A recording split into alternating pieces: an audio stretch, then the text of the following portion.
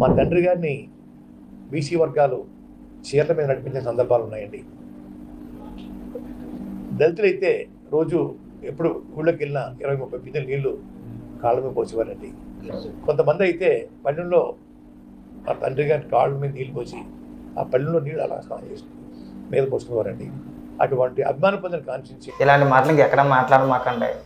దళితులందరూ కలిసి మా నాన్నగారు కాళ్ళు కలిగిపోరండి, ఆ నీళ్ళతో స్నానం చేసేవారండి. బీసీలు అందరూ కలిసి మా నాన్నగారిని చీరల మీద నడిపించేవారండి. ఈ సొల్లు ఉపన్యాసాలు కట్టిపెట్టేయండి. కాపులు నాకు చేసింది ఏమీ లేదండి. కాపులను వ్యతిరేకించారండి. కేవలం 5% మాత్రమే, అది కూడా కాపుల్లో ఎవరైతే పేదవారు ఉన్నారో వాళ్ళు మాత్రమే నాకు సపోర్ట్గా నిలబడ్డారండి.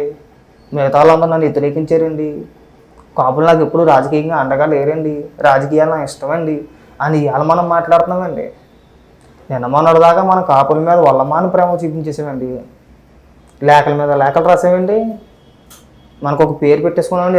ఎదట కాపు ఉద్యమ నేత అని చెప్పేసి మనం ఒక పేరు తగిలిచ్చేసుకున్నామండి. అప్పుడేమైపోయిందండి ఇదంతాను? సొల్లు మాటలు మానేయండి.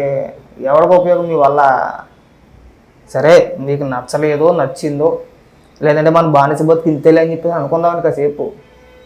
ఇవాళ మీరు పెట్టిన ప్రెస్ మీట్ ఒకసారి మీరు చూసుకోండి. ఇంటికి వెళ్ళిన తర్వాత మన ముఖం తుప్పుకుని ఉమ్మేస్తారండి.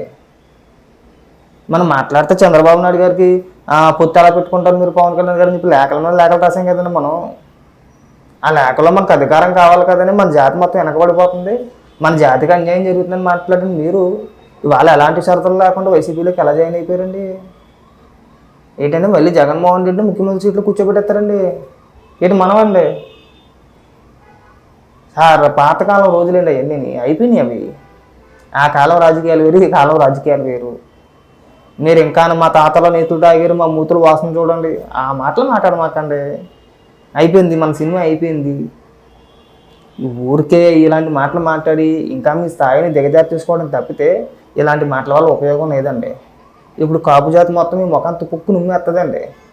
మీ ప్రెస్ మీట్ చూస్తే అండి కాంట్రించి ముఖాన్ని ఉమ్మేస్తారండి. మరి ఇది రాజకీయం కాదండి. నిన్న మొన్నటిదాకా మనం కులాన్ని అడ్డం పెట్టుకుని ముందుకెళ్ళిన వ్యక్తులు మనం. ఇవాళ నా కులం నాకు ఏనాడు సపోర్ట్ లేదు, నా కులంతో నేను పైకి రాలేదు, రాజకీయాలు నాకు ఇష్టమేనని చెప్పేసి మాట్లాడుతుంటే మన ముఖం తుప్పుకు మూసేస్తారండి. సిగ్గు తెచ్చుకోండి. అంత వయసు వచ్చింది కదా, మా ఓటు వాళ్ళతో చెప్పించుకోమాకండి. మేము చెప్పేటోడు అంత చూడడం కూడా కాదు మీకు. మాటకు ఒక మోసం ముందుసారి అండి, మాటకు ఒకసారి వెనకాల అండి. జగన్మోహన్ రెడ్డికి ఎలాంటి సరతలో పట్టుకుంటాను మళ్ళీ ముఖ్యం. ఏం చేశారండి ఆయన మనకి? అంటే కాపులకి ఆయన ఏం చేశారండి? కొన్ని రాష్ట్రానికి ఏం చేశారండి ఆయన? మీరు అన్నట్టుగానే బీసీలకి దళితులకి వెనకబడిన వర్గాలకి ఆయన ఏం చేస్తాడండి? మాట్లాడితే పవన్ కళ్యాణ్ గారు సినిమాల్లో హీరో కావచ్చు, రాజకీయాల్లో నేను హీరో. దేనికండి? మనం ఏం చేస్తామండి? దయచేసి సొల్లు పురాణం ఇక్కడితో గట్టిపట్టండి. అది మీ గౌరవ మర్యాదలకే మంచిది. ఇంక దిగజారిపోమాకండి మీరు.